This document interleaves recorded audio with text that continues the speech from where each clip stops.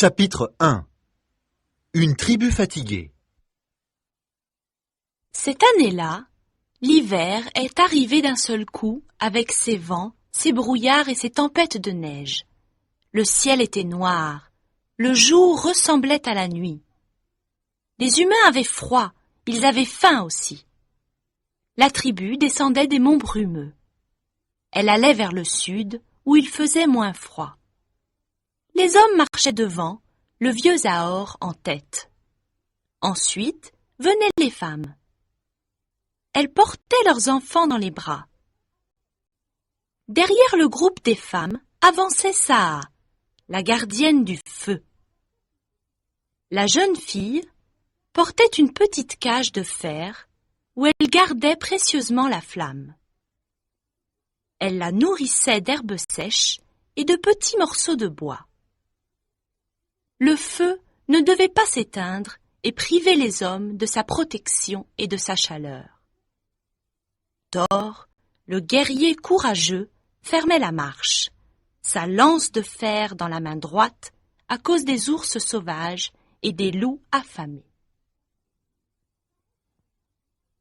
La tribu s'arrête un moment pour se reposer en bas des monts brumeux. Zahor, le vieux chef, leur montre la grande plaine qu'ils doivent traverser. Elle est immense. Tous tremblent de froid et de fatigue. Mais il faut continuer. Cette fois, les femmes et les enfants marchent au milieu du groupe. Les hommes les entourent. Tom et sa mère marchent loin derrière le groupe, en compagnie des chiens sauvages. Quand ils s'approchent trop près de la tribu, les femmes leur jettent des pierres et les hommes les chassent. Dans la tribu, on n'aime pas les enfants sans père. On dit que ce sont les enfants des mauvais esprits. Surtout quand ils sont noirs, comme Tom. Les enfants noirs sont maudits par les dieux. C'est le vieux Zahor qui l'a dit. Et le vieux chef a toujours raison, car c'est le seul qui parle aux dieux. Il fait de plus en plus froid. La mère de Tom est fatiguée par la longue marche. Elle a beaucoup de mal à avancer dans la neige. Son fils l'aide, mais il est encore très jeune. Il n'a que 13 ans. Ce n'est pas encore un guerrier. La tribu s'abrite près d'une grande roche au milieu de la plaine. La mère et son fils s'installent loin des autres. Les femmes ont préparé un foyer d'herbes sèches et de bois. Sa'a ouvre la petite cage de fer et souffle sur la flamme en chantant doucement une prière aux dieux. La flamme monte vers le ciel et réchauffe les cœurs et les corps fatigués. Thor, le guerrier courageux, est parti seul dans la neige. 1 heure plus tard, il donne à la tribu une chèvre sauvage qu'il vient de tuer. Les hommes la découpent et la placent au-dessus de la flamme. La tribu a maintenant à manger. Tous peuvent reprendre des forces après un long jour de marche. La chèvre, en cuisant, a une odeur délicieuse. De loin, Tom observe les hommes découper l'animal et distribuer des morceaux de viande à chacun, selon son âge et sa force. Des grosses parts pour les guerriers et pour Zahor. Des petites parts pour les femmes et les enfants, et enfin les os pour les chiens. Et Tom a faim, car l'enfant noir n'a pas le droit de partager la nourriture des hommes. À la fin du repas, il doit se battre avec un chien pour ramener à sa mère un os avec un peu de viande autour.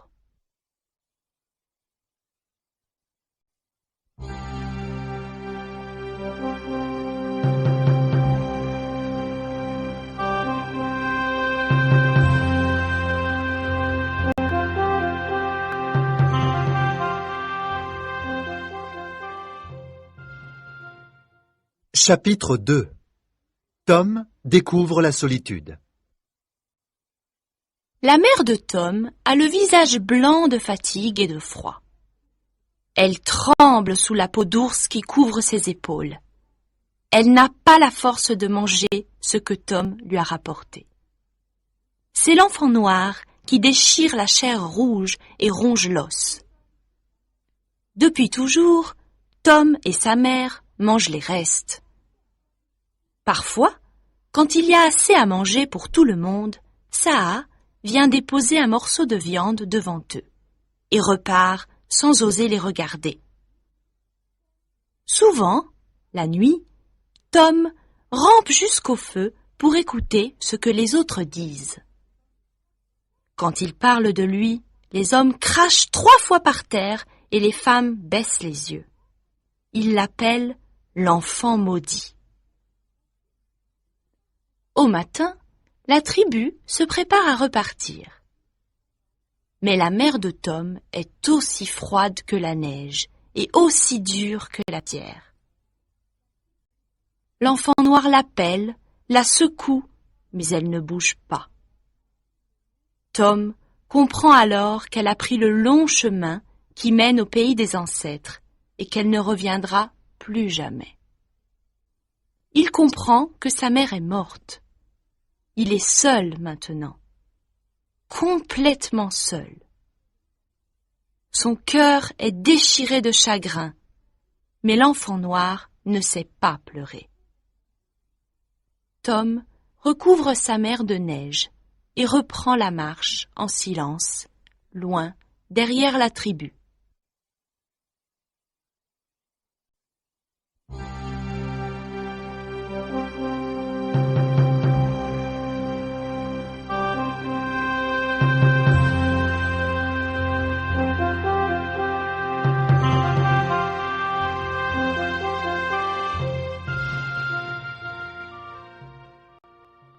Chapitre 3.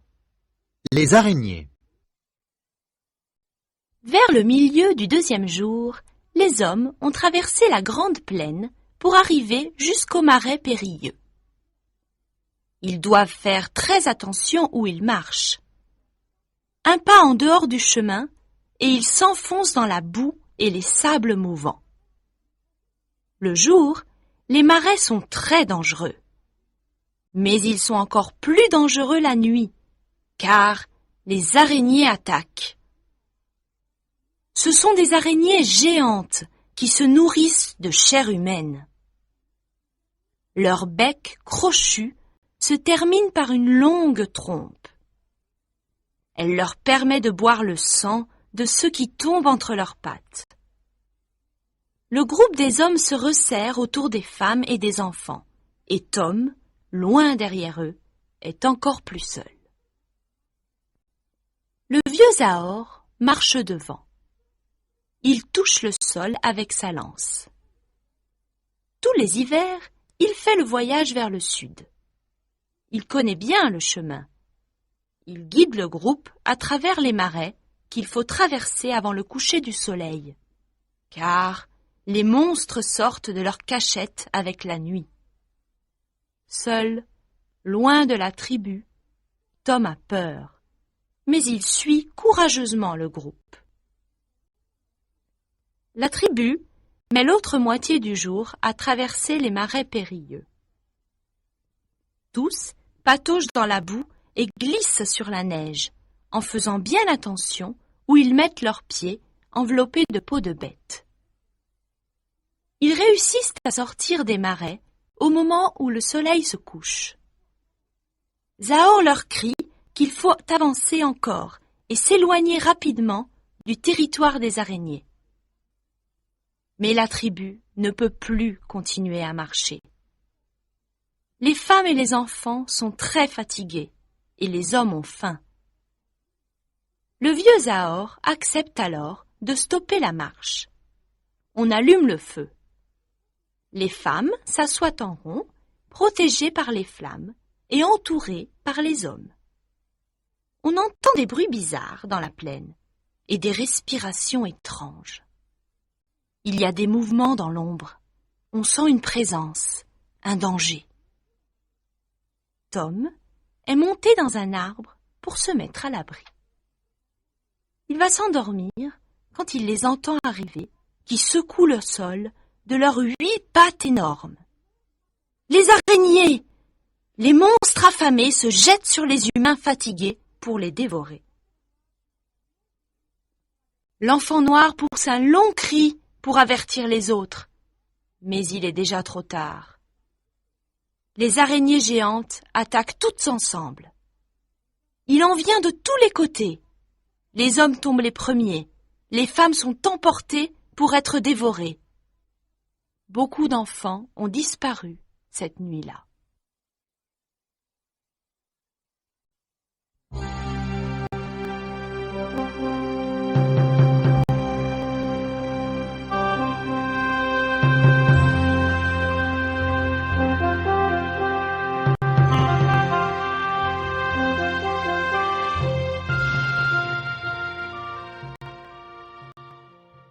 Chapitre 4. La décision. Au matin, il ne reste de la tribu que quelques hommes, peu de femmes et 5 ou 6 bébés accrochés à leur mère. Zahor, le chef, est triste. Mais il y a pire. Le feu est mort au cours de la bataille. Saa, blessé, n'a rien pu faire pour sauver la flamme. Cette fois, la tribu n'est plus protégée des bêtes sauvages ni du froid de l'hiver. On se tourne vers Zahor. Il s'est courageusement défendu. Il a tué 6 monstres et il est en train de découper les araignées mortes pour ajouter leurs griffes au grand collier qui pend autour de son cou. Ainsi, il prend la force de ses ennemis pour devenir aussi puissant et aussi rusé qu'eux. « Que devons-nous faire maintenant ?» lui demandent les hommes. Zahor regarde les gros nuages gris dans le ciel. Il crache dans la neige et il dit « Demain, j'irai à la cité perdue. Je demanderai conseil aux dieux et je ramènerai le feu. La tribu se cachera dans la forêt du mont Parnaud pour m'attendre. » Du haut de son arbre, Tom a entendu ce qu'a dit le vieux guerrier. Il a assisté au terrible combat entre les hommes et les monstres à 8 pattes. Il a entendu les cris des blessés et les hurlements des mourants. Au matin, il a osé descendre et s'approcher de la tribu pour se mettre à l'abri parmi les autres. Mais les quelques hommes qui restaient l'ont chassé sans pitié. Tom est l'enfant noir, le fils maudit qui n'a pas de père, celui qui porte malheur. L'enfant ne s'est jamais senti aussi seul. Que faire? Accompagner la tribu que Thor conduit vers la forêt du mont Parnaud? Ou suivre le vieux Zahor vers la cité perdue? Chaque fois qu'il va demander conseil aux dieux, le vieux sage part seul en direction de l'ouest. Il est interdit de le suivre. Quand il revient, 3 jours plus tard, il parle seul, rit, tombe par terre de fatigue et dort de longues heures. À son réveil, il raconte ce que les dieux lui ont ordonné. Et le fier Thor lui-même obéit à ses ordres. Tom a peur de suivre Zahor dans la cité interdite. Mais il est très seul, maintenant qu'il n'a plus sa mère. Et, s'il veut survivre, il doit découvrir le secret du vieil homme et demander, lui aussi, l'aide des dieux.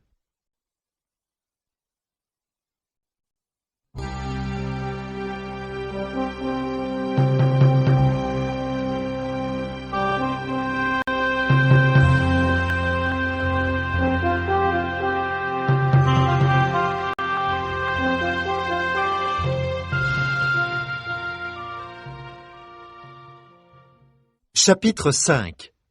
La cité perdue. Au matin, le vieux chef part voir les dieux de la cité perdue. Il est vêtu de peau de loup. Il tient sa lance de fer dans sa main droite. À son cou, le collier de griffes lui donne vraiment l'air d'un guerrier puissant et rusé. Toute la journée, Zahor marche sans se retourner une seule fois. Tom le suit discrètement. Le vieillard et l'enfant traversent un désert de neige et de glace, marchant toujours vers l'ouest. Ils approchent lentement de la cité des dieux. Puis, Tom voit grandir devant lui 4 piliers et une haute masse de fer qui défie le ciel. C'est la tour noire. Elle marque l'entrée de la cité en ruine. Car tout est en ruine. Il y a eu là une ville et des hommes. Mais tout s'est écroulé il y a bien longtemps, sauf la tour noire. Quand ils arrivent devant la tour noire, le jour est proche de sa fin. Les nuages sont bas. Le vieil homme et l'enfant passent entre les hauts piliers de la tour et entrent dans la ville. Tom frissonne. Dans la cité perdue, tout est immobile, désert, vide. Le vieux Zahor marche droit devant lui. Il a l'air de bien connaître la cité perdue. L'enfant noir le voit entrer dans un immeuble en ruine. Le vieux chef en ressort un peu plus tard. Il tient dans ses bras de longs objets transparents, remplis d'un liquide brun. Il en débouche un, porte le bout le plus fin à ses lèvres et boit le liquide. Puis il fait quelques pas sur la droite et disparaît sous terre. Tom a peur de le suivre. Zahor vient d'entrer dans le temple des dieux. L'enfant reste seul, caché derrière un pilier de la tour. Le soleil s'est couché et tout est silencieux dans la cité perdue. Tom attend le retour du vieux chef, mais les heures passent et Zahor ne remonte pas des profondeurs de la terre. L'enfant noir se décide alors à rejoindre Zahor. Il fait quelques pas en direction du trou, dans le sol, là où le vieux chef a disparu. C'est un trou blanc, chaud, lumineux, accueillant. Une lumière brille au milieu de la nuit, une lumière jaune et claire, comme le soleil au printemps. Et aucun bruit, sauf celui des rats, les seuls habitants de la ville. Tom attend encore au bord du trou, mais Zahor ne remonte pas. L'enfant se décide alors à descendre dans le ventre de la cité. Il arrive dans un long couloir blanc très éclairé. Il fait chaud. Tom se dit que ce serait un excellent abri pour la tribu, qui n'aurait plus à avoir peur des bêtes sauvages et des araignées géantes. Il pourrait s'y installer, le temps que l'hiver passe. Il fait encore quelques pas en avant. Le couloir mène à une caverne, toute blanche elle aussi. Au milieu, Tom voit le vieux chef assis par terre. Il boit et boit encore. Et il parle aussi. Sur le mur, 2 grandes silhouettes se détachent. Tom entend une voix humaine, une voix de femme. Alors c'est vrai! Zahor parle vraiment aux dieux! L'enfant noir s'approche doucement pour mieux voir les dieux de la cité perdue. Son cœur s'arrête un instant de battre. Les dieux sont noirs! Oui, noirs! Leur peau est comme celle de Tom, qui regarde, émerveillé, ces 2 êtres, si beaux, si parfaits. Les cheveux de l'homme sont courts, et il n'a pas de barbe. Le vêtement de la femme brille dans la lumière. Ils tiennent à la main des objets identiques à ceux que le vieux Zahor a trouvés dans les ruines. il les lève en souriant. Tom comprend tout à coup pourquoi le vieux Zahor a toujours gardé son secret. Pourquoi personne, jamais, ne devait le suivre dans la cité perdue. Personne ne doit savoir que les dieux sont noirs, comme l'enfant, qu'il n'est pas maudit, mais qu'il est comme les dieux. Peut-être même qu'il est le fils de ce Dieu qui sourit sur le mur. Si la tribu apprend que Tom est le fils d'un Dieu, plus personne n'écoutera les conseils du vieux sage. On l'écoutera lui, l'enfant noir, et il deviendra le chef à la place de Zahor. C'est pour cette raison que la cité est interdite. Personne, jamais, ne doit connaître le secret du vieillard. C'est l'enfant noir qui a apporté tous ces malheurs, explique le vieux Zahor au dieu souriant. L'enfant noir est maudit. L'enfant noir doit mourir. Il mourra à la prochaine lune. Je le tuerai moi-même. Les dieux sourient toujours. Les lèvres de la femme bougent et elle répond au vieux dans une langue que l'enfant ne comprend pas.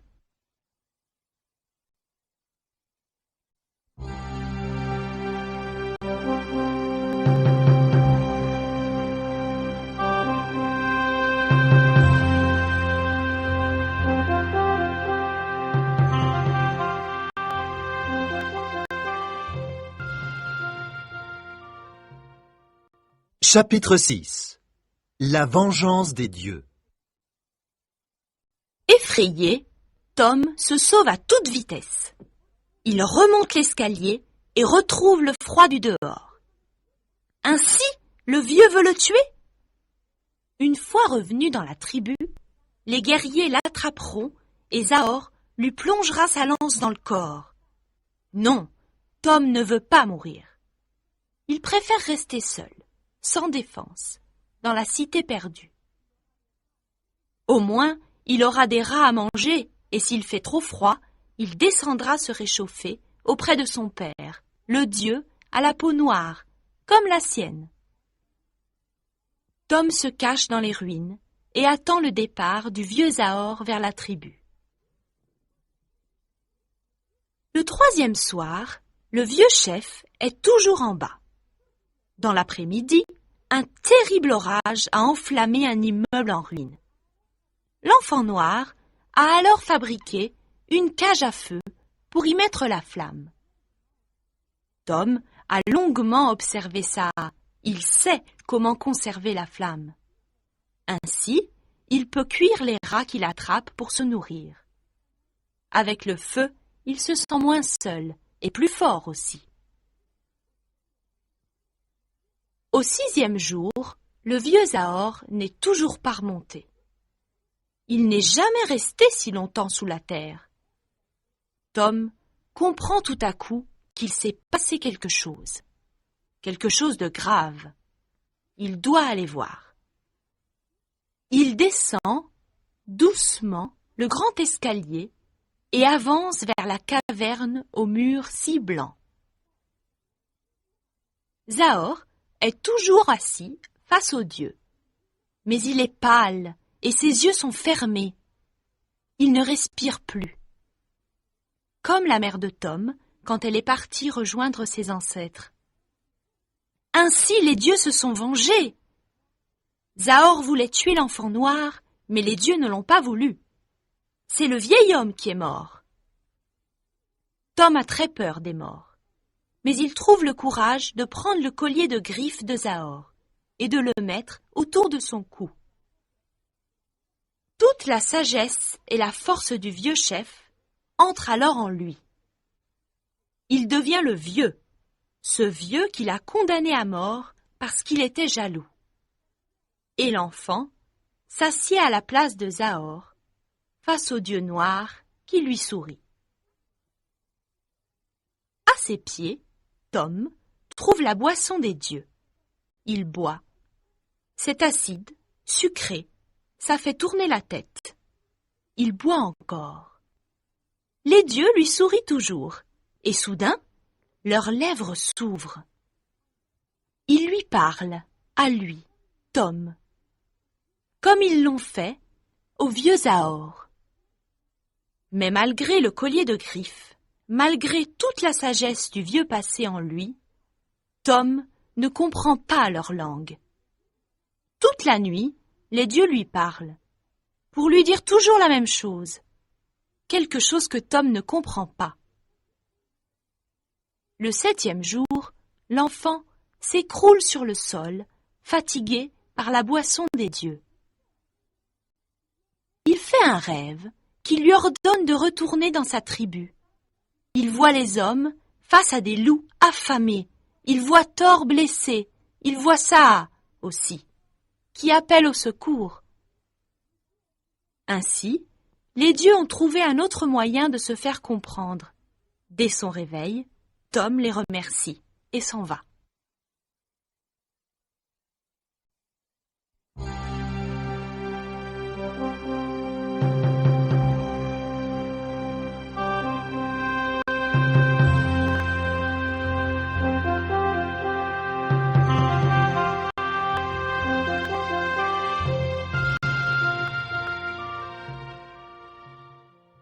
Chapitre 7. La revanche de Tom. Ils se sont rassemblés pour la nuit. Par habitude, les femmes ont dressé des pierres et construit un foyer. Les hommes ont apporté du bois, au cas où le vieux reviendrait avec le feu des dieux. Mais le vieux n'est pas revenu. Ils n'ont pas de feu pour les protéger de la nuit et des bêtes. Ils entendent les loups hurler autour d'eux, dans la forêt, et frissonnent. Quand la lune monte dans le ciel, les hurlements se rapprochent. Les femmes serrent les enfants contre elles, et les hommes prennent leurs lances. Ils sont prêts à se battre, jusqu'à la mort. Thor le premier se met à crier « Le feu !» Les autres se retournent vers le foyer où une flamme monte dans la nuit. Tom nourrit le feu d'herbes sèches. Cette fois, il n'est plus l'enfant noir, le maudit, celui à qui on jette des pierres. Le collier magique du vieux Zahor pend sur sa poitrine encore maigre. L'âme du vieux guerrier est en lui. Il est devenu Tom, celui qui a rendu le feu aux hommes, celui qu'on écoute avec respect. « Je suis allé dans la cité perdue et j'ai parlé aux dieux, » dit Tom. « J'ai fait un rêve. J'ai vu la tribu aller vers la cité pour se mettre à l'abri des bêtes sauvages. Il y a une grande caverne habitée par mon père, le dieu qui sourit toujours. Il y fait chaud. Il y a des rats à manger. Plus besoin d'aller vers le sud. » L'enfant n'a jamais parlé si longtemps. Il n'a d'ailleurs jamais parlé à personne d'autre que sa mère. Il prend dans ses mains le collier de griffes. « Voyez, le vieux Zahor est mort. Il est en moi maintenant. Je suis votre chef. Demain, nous remonterons vers l'ouest, vers la cité perdue. Mais maintenant, nous devons nous occuper des loups. » Chaque homme prend une branche et l'enflamme. À la vue des torches, les loups reculent et s'enfuient. Leur hurlement s'éloigne et cesse. Les hommes sont sauvés. Cette nuit-là, Thor fait une place à Tom près du feu. Et l'enfant noir, devenu le guerrier Tom, le fils du dieu de la cité perdue, peut enfin s'endormir au milieu de la tribu.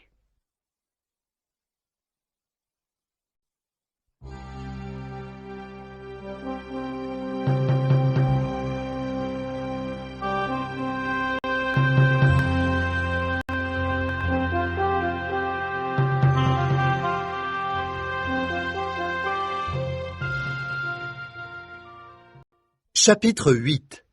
Station Montparnasse. Au pied de la grande tour en ruine, dans la caverne de la cité perdue, miraculeusement préservée du temps, une affiche colorée se détache du mur blanc, près d'un plan du métro. À côté d'une superbe femme en robe rouge, MC Solar, le rappeur noir, sourit. Chacun tient une bouteille. Toutes les minutes, les lèvres de la femme bougent. Avec MC Solar, buvez cola zeste. Avec MC Solar, buvez cola zeste. Avec MC Solar, buvez cola zeste.